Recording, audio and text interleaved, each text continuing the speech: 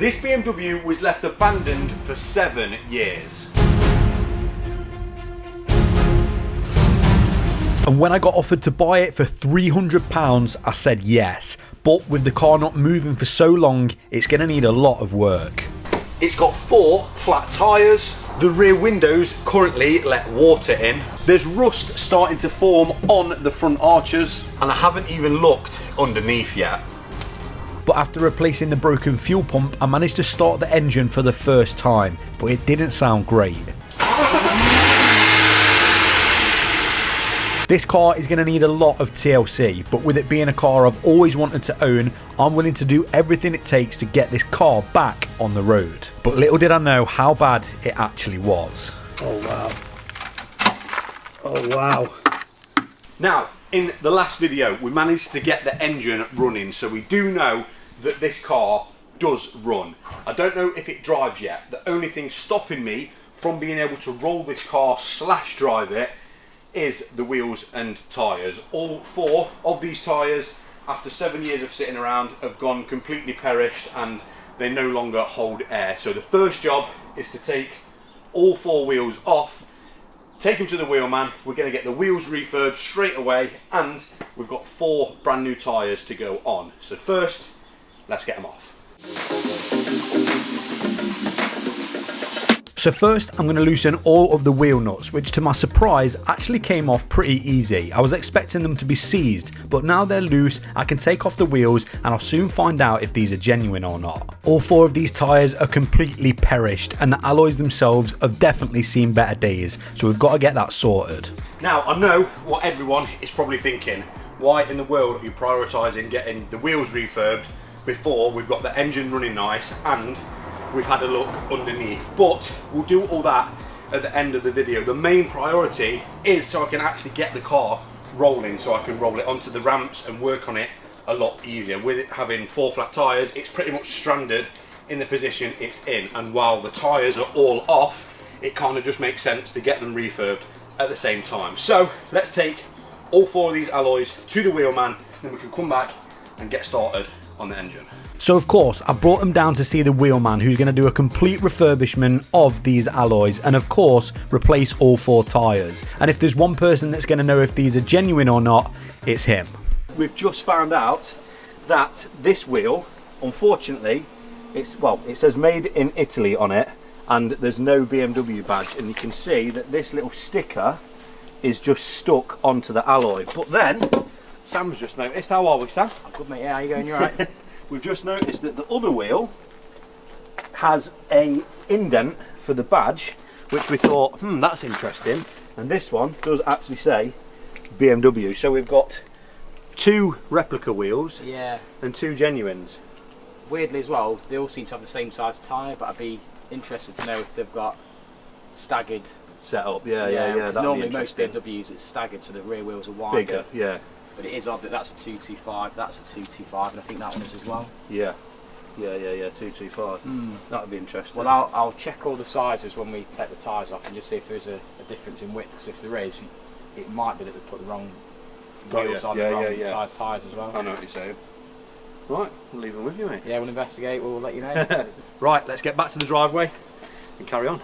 Next job on the agenda, before we have a look at all the underneath, the sills, the arches and everything, which we'll do a little bit later, the next job is the engine. I want to preserve this engine and make sure that, well, it's running to the best of its ability. I feel like there's no point getting everything welded and everything done until this engine is running the best it can possibly run. So I think what makes sense right now is to do a complete fluid flush. We'll drop all the coolant, we'll drop all the oil, and pretty much start fresh. As this has been sat doing nothing, so the oil pump hasn't been pumping oil to the top of the engine, and it's probably very dry, which is most likely the reason it sounds pretty rough. So I think first job is coolant. Let's do the coolant.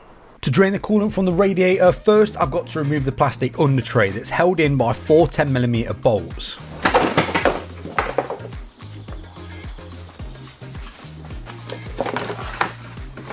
And now that's out the way, it gives me access to the drain plug for the radiator, and once I've loosened that, the coolant should start coming out.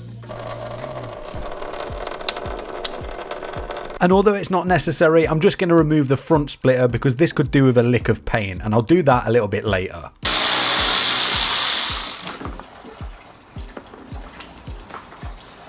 And that is the coolant drained. It isn't actually this colour, this is of course an oil drain pan and it's mixed in with the coolant, but for now I know obviously the thermostat is going to be closed.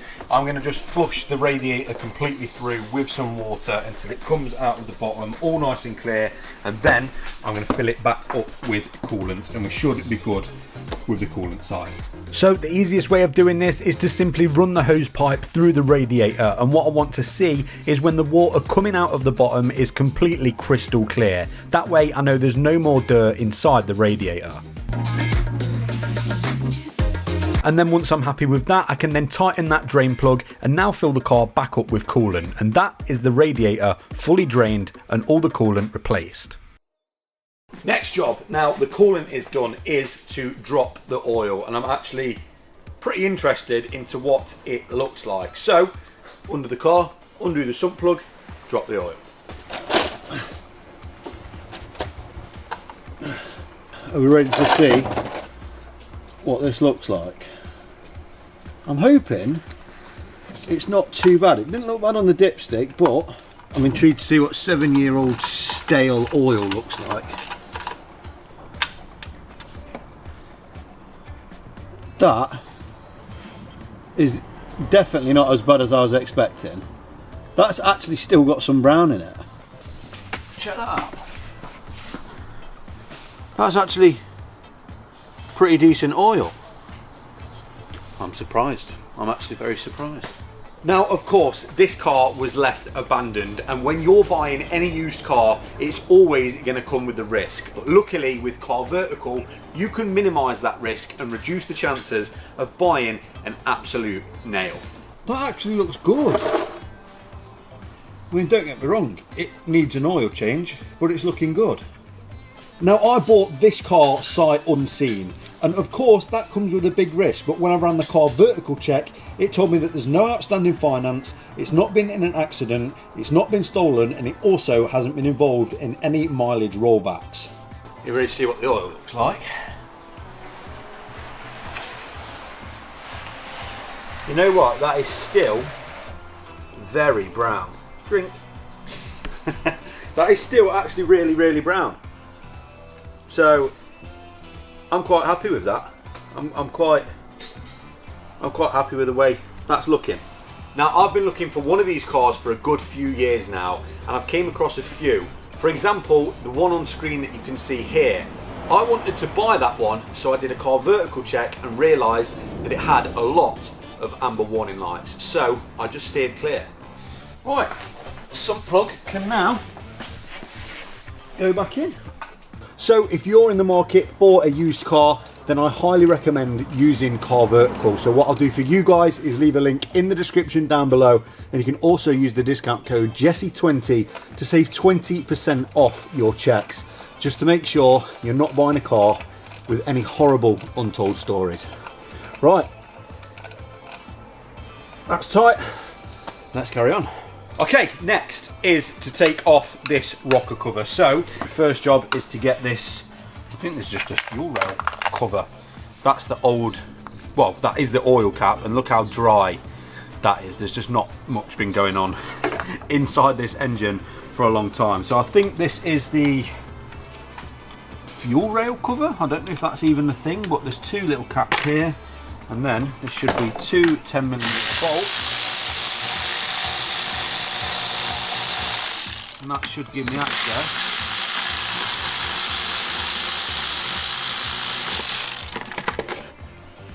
Yeah, I guess that is just a fuel rail cover. I kind of prefer these engines without all the plastic stuff on, so I don't know whether I'll put that back on. I don't know whether I will, but I think to get these rocker covers off, we've got to take out all 6 of the coils. We've got to take the harness off for the coils.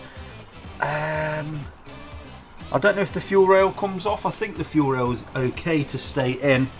yeah, I'll figure this out as I go. Again, I've never worked on one of these engines. It is a little bit similar to the 135i that I had, so it should be pretty straightforward. Just a load of bolts holding the rocker cover down. I'm intrigued to see what the top of this engine looks like, because it's, again, not been started in a very long time, so I'm very, very optimistic with what I'm about to find out. So let's get it off. So I'm going to unplug all 6 of the coils and get the harness out the way. And now I can remove all the 10mm bolts holding the coils in place, and it's probably a good time to ask you guys, if you haven't already, to hit that subscribe button, because it helps me out massively.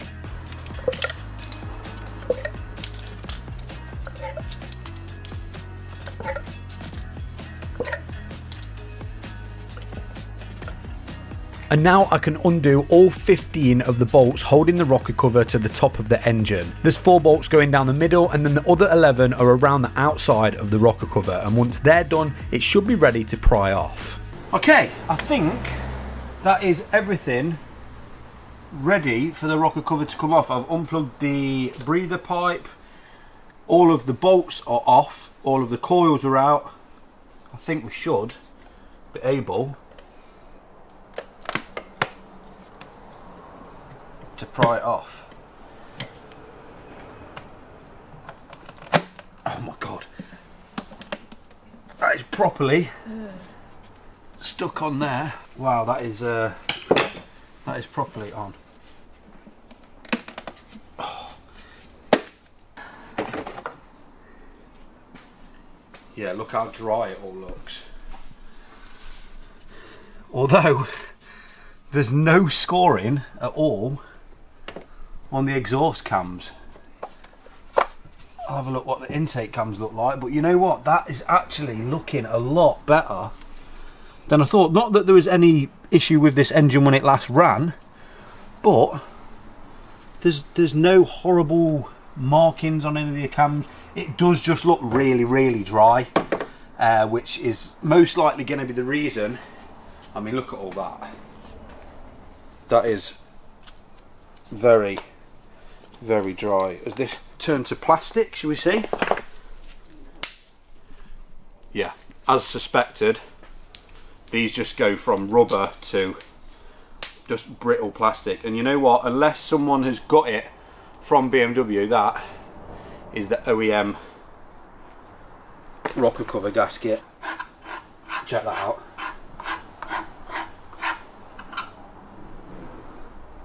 That should be a liquid. Yeah, we either need a new rocker cover, or we need to get this properly. Oh my god, look at all the goo. This is just from where it's not been doing anything, and it's just sat.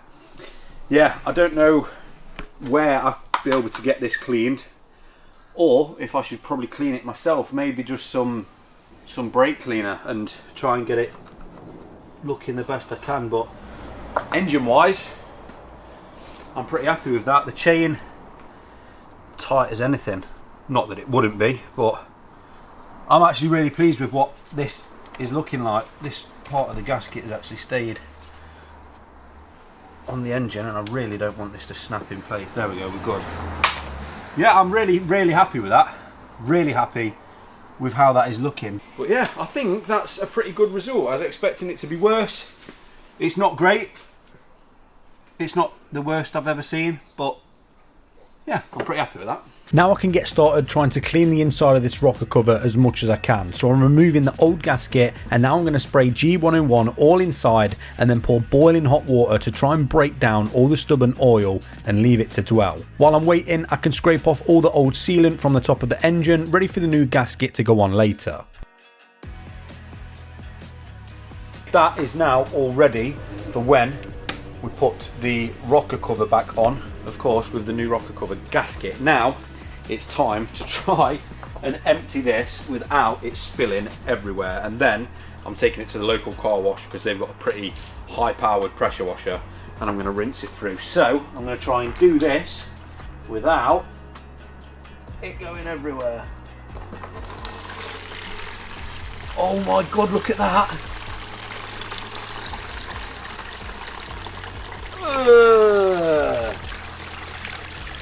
Oh Oh, that is nasty. Look how well it's come up.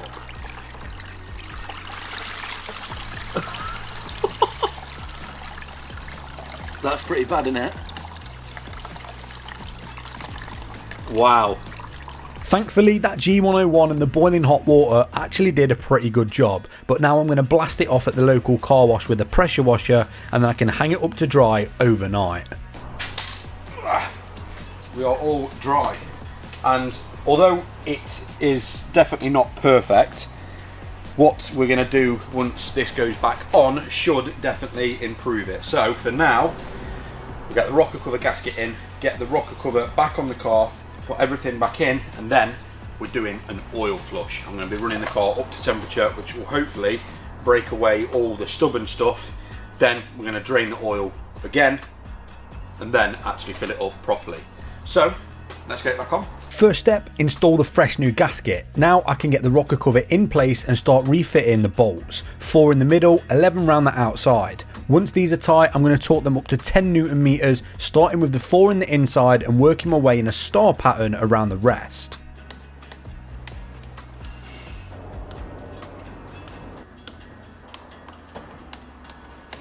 Now I can refit the earth wires for the coils, plug the harness back in and get all 6 of the coils back in place and bolt them down. Job done. Okay, rocker cover is back on with a fresh gasket. All the bolts are torqued to spec. Now, the plan, fill it up with oil, and then I've got this, which is what it says on the tin.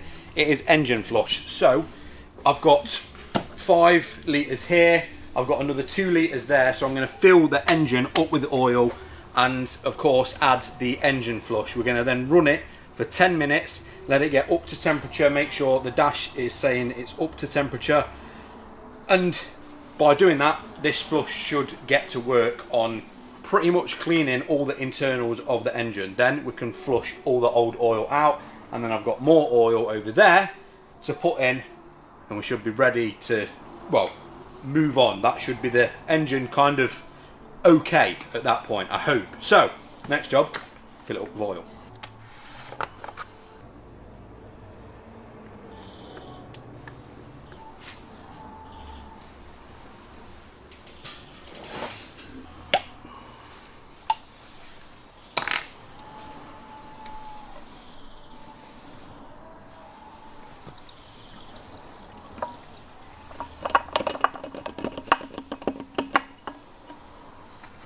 And of course, I'm going to be fitting a new oil filter. I've bought 2 of these instead of cheaping out. So I'm going to replace the O-ring on the oil filter housing, replace that oil filter, and then get it back in place. And this will be coming back out and be replaced once we fill it up with the ongoing oil. New oil filter in, new oil in, and of course that engine cleaner. But before we turn this engine on and run it up to temperature, the wheels are done. So I'm heading back to the wheelman where he's refurbished all 4 of the alloys and also fitted 4 brand new tyres, and I can't wait to see what they look like.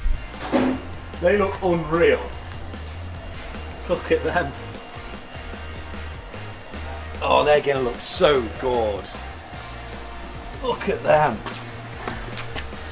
Mate, they come out even better than I thought. Yeah. I'm glad I went for that silver. That's a beautiful silver, isn't it? Is that powder coat or spray? Powder coat, yeah. Is it?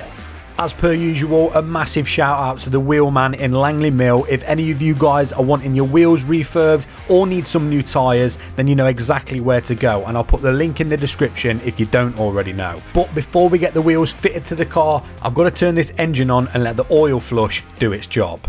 Right.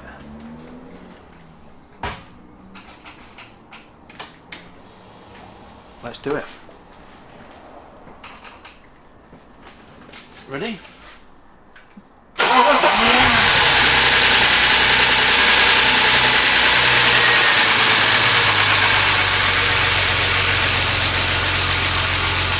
Now we wait until it gets up to temperature, and already that engine sounds a lot healthier. I'm hoping the longer it runs, the better it sounds. I hope.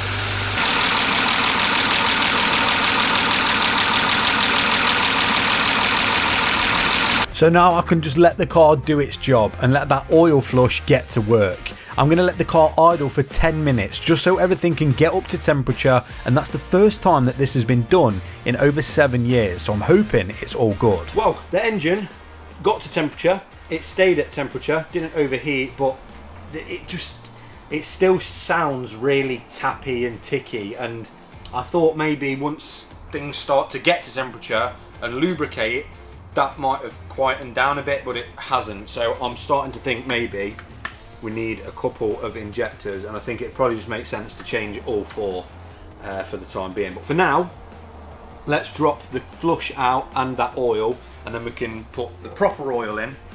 And then for now, that's pretty much the engine done, and we can move on to seeing what condition this bodywork's in and underneath, which I'm not looking forward to this bit, but let's get this oil out. So now I can repeat the process again. I'm going to drop that oil, then change the oil filter, and of course fill the engine back up with oil. This needs 6.5 litres, and the good news is the oil that we just drained looks really good. There's no shards of any metal anywhere. There we go, 6.5 litres of Total Energies Quartz 5W30, which is what I've been recommended for this engine. Okay, I guess the last thing to do to give this engine the healthiest ongoing life possible is the air filter. I've not got a clue what that one actually looks like, so I'm intrigued to see what it does look like after. Well, then again, it actually shouldn't be dirty, because if it's not ran in 7 years, it's not been able to collect anything for 7 years. But I'm still interested to see what it looks like, and I think these, how you get them off, you've kind of got to lift this tab out of the way, yeah, and then the box should pull up with the air filter in it. Oh, it has gone a bit discoloured, but it's not that dirty, really. Yeah, that's not bad at all, but even so, out with the old, and we'll replace it with a new one. Now, in the future, I'm pretty sold on the idea of putting individual throttle bodies on one of these with the big massive carbon intake. That, I think, is the end goal, but for now a fresh new oil filter is... Yeah, it's an air filter. A fresh new air filter is definitely a job well done. Okay, next job is going to be a little bit bittersweet. I've got to find out what the underneath of this car looks like. With it being stood for so long, I don't actually know the condition of it before it got abandoned, and I'm kind of unsure on the condition of it right now. With it being sat for, again, over 7 years, condensation forms on the windows, it drips down into the arches, and it just sits there. There's nowhere for it to go, and that's how rust ends up building up. And I am pretty sure there is going to be a fair bit of welding need to be done on this car. How much, I don't know. I'm hoping it's not a full restoration job, that it's going to have to go on one of them spit turn wheel things and have to really be a big job, but I guess there's only one way to find out. I'm going to remove the side skirts, and all I can do is pray and keep my fingers crossed that behind them isn't a complete disaster. I'm prepared for this car to need some welding, but what I don't know yet is how much, and it wasn't long until I found out. The side skirt's off, and in the middle it's all good. Over here, now, at what point does the wing become the body? Because is that the wing? I think that's the wing. I think that is part of the wing. It is. That's the wing. That's not the end of the world. Yeah. Okay. That's... yeah, that's the wing, which... oh, I thought that was the body then. I mean, don't get me wrong, I think it's going to get worse, but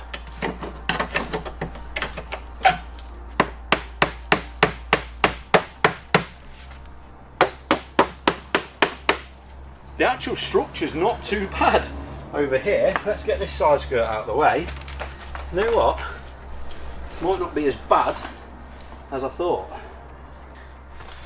Rear arches.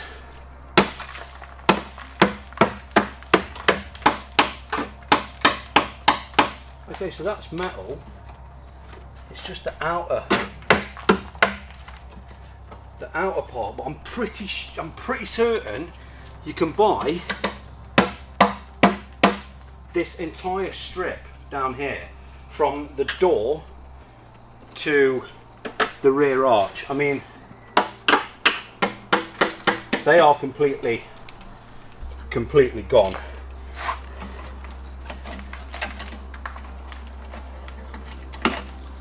Okay, that's quite bad. What did I say about condensation dripping down under and sitting in that sill? Let's check this out. Shall we have a look at what I just put my fist through? Oh God. Oh. I thought that was not too... I mean, that is obviously... Oh wow. Oh wow. Yeah. Oh, she's rusty. She's not very well. But... So these holes here, you can see there's a hole there. There's a hole down there. They're the holes for the little plastic bungs for the side skirt. And they've clearly just held water or condensation and rotted through, but yeah, that's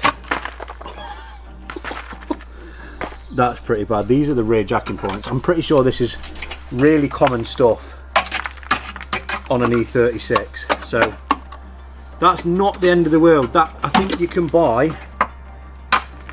all of these panels. So we're starting to get to metal again.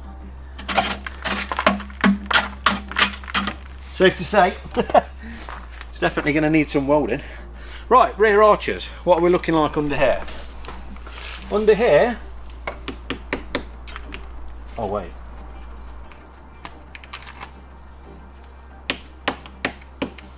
Is that... I think that's just rubber padding. I don't think...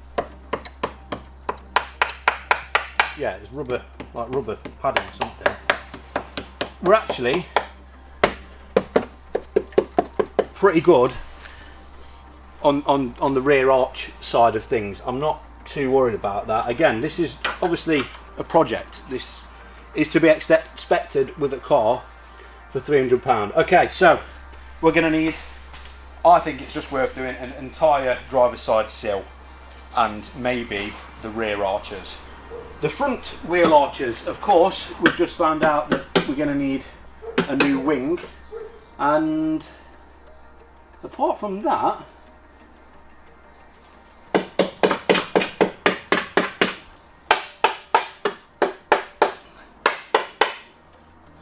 that's not bad.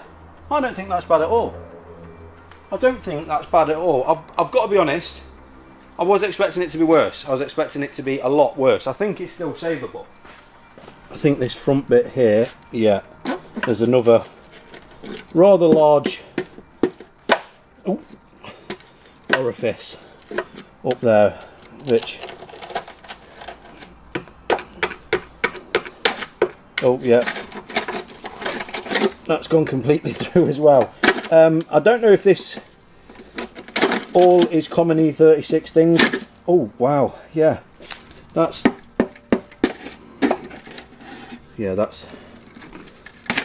definitely rotten. I've got a feeling that it's to do with this stuff that BMW use.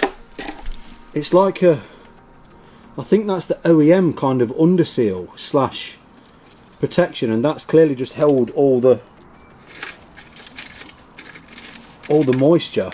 We definitely need to take this wing off and see what it's like, but I mean, it starts going pretty solid again, but we've got a nice big hole there. Luckily, past that isn't too bad. All fixable, I think. I guess it was to be expected, but that might not be the worst that is yet to come. This side is the curb side, Of course, in England, we drive on the left-hand side of the road, so the left-hand side of the car / passenger side is always going to be to the closest of the curb. And normally, that's where all the salt gathers up, that's where all the dirt gathers, all the leaves and all the moisture. And normally, cars rot quicker on the passenger side than they do the driver's side. So I'm hoping that it's not too bad. Okay, the rear arches. Oh, definitely not as bad as the other side. Oh, what's that?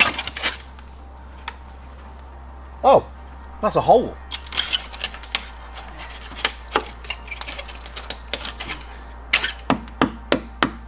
Yeah, that's another hole. Seen it under there? That's another one, and that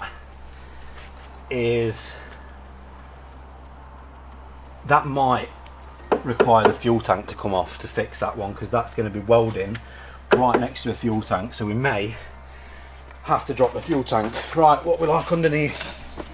Oh, look at that, another hole. Admittedly though, nowhere near as bad as the driver's side. Again, the typical rusting around them little holes for the plastic clips for the side skirts has occurred, but pretty much same on the other side. It's not as bad this side, weirdly. Doesn't really make sense. I do know you can buy the complete rear arch kits, which may just be worth investing in, and get these all cut out and the other ones put in. I'm not giving up with this car. I think... What you found?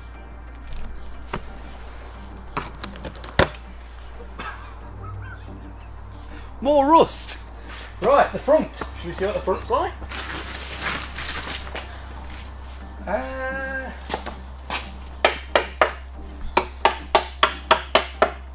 That's not too bad. What's underneath? Not bad at all, and actually it's only just starting to go on this side. That's not bad at all. That is not bad at all.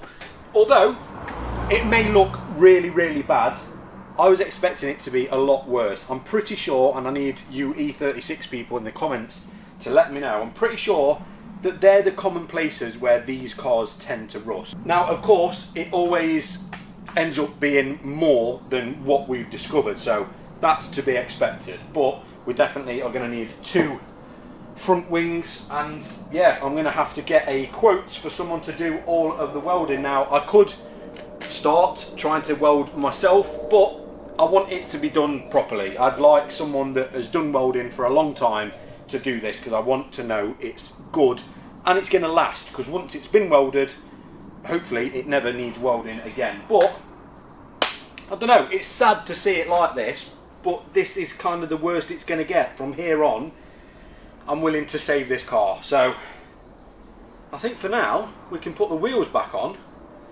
and this car, for the first time in 7 years, should be able to drive up and down the driveway, which is pretty crazy, actually. That is pretty crazy. Let's get the wheels on. Now I can get all 4 of the wheels back on, of course being very careful not to scratch them, because these look absolutely unreal. And I guess now I can actually drive this car for the first time, up and down the driveway at least.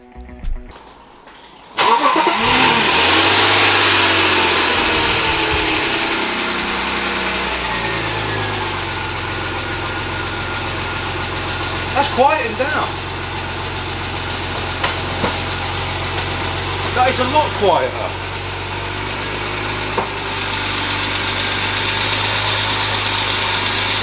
Don't you think?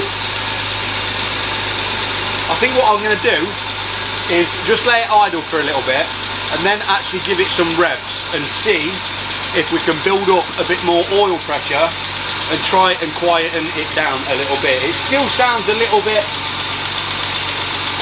tappy, but definitely not as bad as it used to be. What I want to find out now is if it actually moves. Are we ready?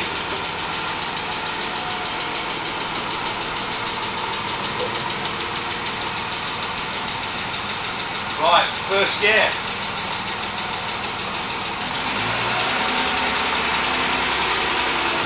It drives. That's it, first drive. No knocks, no bangs. Yeah, it drives good.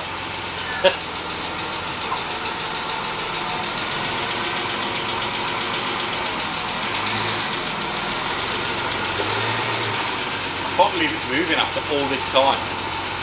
After all this time. Right, let's give it some revs and see.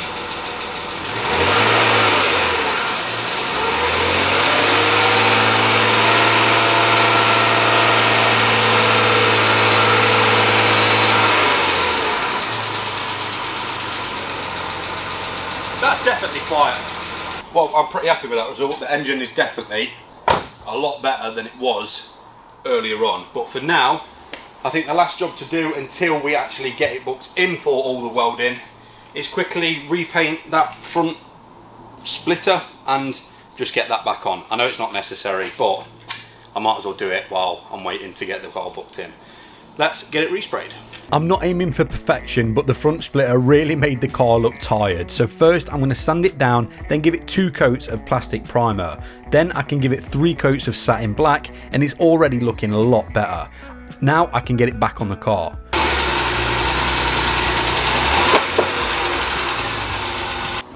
Oh, I can't wait to drive this car. There's a few Phillips screws holding it to the bumper, and then 4 8mm bolts as well. And for 10 minutes of work, that really has made a huge difference. Well, I'd personally say that is a great start to restoring this car and getting it back on the road once and for all. At least we know now it's as bad as it is going to get. Once we've got the rust sorted, we can get started with getting this car back on the road. Now, I'm obviously going to, when I start driving it, do another oil change just for peace of mind.